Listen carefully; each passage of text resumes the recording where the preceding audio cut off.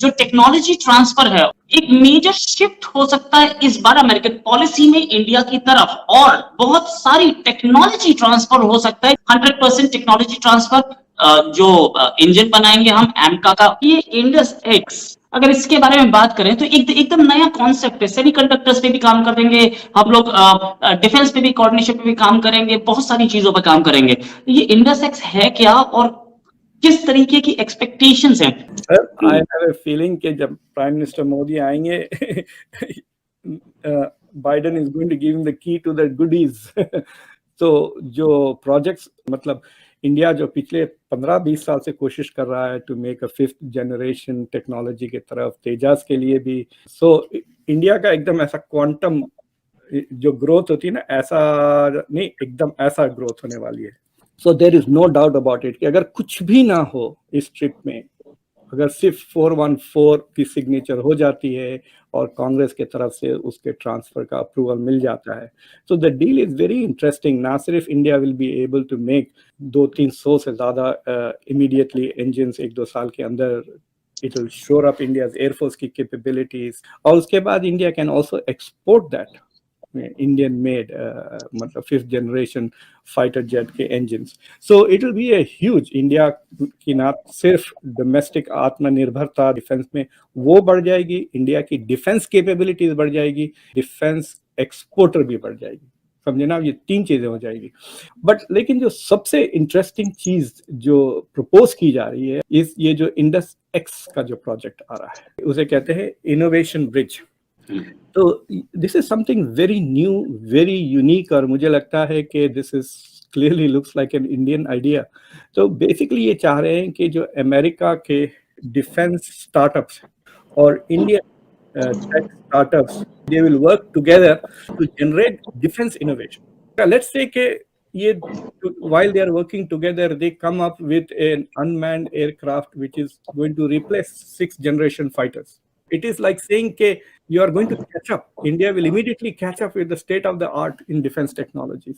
और जो दूसरा एंगल है रोहित इसमें, is the angle of space technology. They are going to collaborate. So I think this is a very exciting development. अगर ये नरेंद्र मोदी की इस ट्रिप में अगर ये साइन अप हो जाते हैं और दे बिकम ए रियलिटी, तो इंडिया की टेक्नोलॉजिकल डेवलपमेंट का आप कह सकते हैं कि accelerator has been pressed completely to the ground. There is no doubt about it. And Beijing में earthquakes आने लग जाएंगे once they see the potential of this technological progress. Indian prime minister Narendra Modi visit के लिए जा रहे हैं यूएस। पाकिस्तान से भी प्राइम मिनिस्टर जाते रहे हैं, इवन इंडिया से भी पहले बहुत से प्राइम मिनिस्टर यूएस विजिट के लिए गए हैं। लेकिन नरेंद्र मोदी साहब की ऐसी क्या खासियत है जिसकी वजह से इतनी हाइप बनी है? चौहान साहब, इस वक्त अगर मैं समझता हूँ मोदी साहब के दौरे को मैं रिलेट करना चाहूंगा इंटरनेशनल जियो पॉलिटिक्स के साथ, जियो इकोनॉमिक्स के साथ। ये it's not an ordinary trip. इस वक्त जो मोदी साहब आ रहे हैं, this will take US India relationship to the next level. जो इस वक्त मोदी साहब आ रहे हैं, जो 3-4 चीजें जो सामने इस वक्त नजर आ रही हैं, एक तो उनके डिफेंस कॉन्ट्रैक्ट हो रहे हैं। उनसे पहले आपने देखा होगा कि हमारे secretary of defence Lloyd Austin जो थे वो गए भारत। उसके बाद हमारे एनएसए अमेरिकन जो है वो गए भारत, और उसमें तेजा जहाजों के इंजन बनाएंगे जनरल इलेक्ट्रिक वाले भारत के अंदर। और उसके बाद कई इस तरह के जो कॉन्ट्रैक्ट्स हैं वो साइन होंगे यहाँ पे। भारत का ऑब्जेक्टिव ये है कि इस वक्त आपको देखा होगा कि इंडियन इंस्टीट्यूट ऑफ टेक्नोलॉजी से लोग पढ़ के आ रहे हैं और अमेरिका की हर दूसरी बड़ी ऑर्गेनाइजेशन के सीईओज हैं यहाँ पे। एक उनके पास ये एक एडवांटेज है। दूसरा, यहाँ पे इंडियन डायस्पोरा जो है उन्होंने, दे आर वेरी रिच। जो एक बूम आया था इंफॉर्मेशन टेक्नोलॉजी में, और उसका सबसे ज्यादा फायदा अमेरिका के अंदर भारतीय निजात अमेरिकन ने उन्होंने उठाया। इस वक्त अगर व्हाइट हाउस की अपॉइंटमेंट्स आप देखें तो यू विल बी सरप्राइज्ड। और ये सारा कुछ देखने के बाद अगली चीज ये हो रही है कि इस वक्त जो अमेरिका की सैंक्शंस जाएंगी चाइना के खिलाफ, ये सारा बिजनेस चाइना से उठा के वो भारत ले जाना चाहते हैं। ये भारतीय ऑब्जेक्टिव है। अभी मैं देख रहा था कि रास्ते में जाते हुए पीएम मोदी जो है वो इजिप्ट भी रुकेंगे और वहां पे रिस्पेक्ट करेंगे जो 4,000 फौजी हैं जो वर्ल्ड वॉर 1 में लड़े थे। अब देखिए, ये तो यूनाइटेड इंडिया के सारे फौजी थे, पाकिस्तानी क्यों इनको जाके ओन नहीं कर सकता? उस वक्त जो वर्ल्ड वॉर 1 में इंडियन आर्मी थी वो कोई सिर्फ इंडिया की थोड़ी थी, वो तो पूरे खित्ते की थी। लेकिन पाकिस्तान क्यों नहीं कर सकता? क्योंकि होश ही कोई नहीं। वो सारे का सारा जो इस खित्ते का नैरेटिव है वो इंडिया के हाथ में है।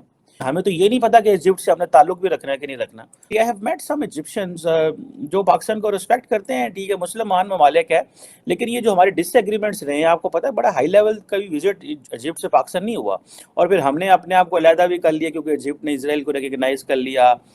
सो ये मरवा दिया इन्होंने पाकिस्तानी कौम के सारे का सारा कॉन्फिडेंस छीन लिया इस leadership. Please like, subscribe, and share with your friends.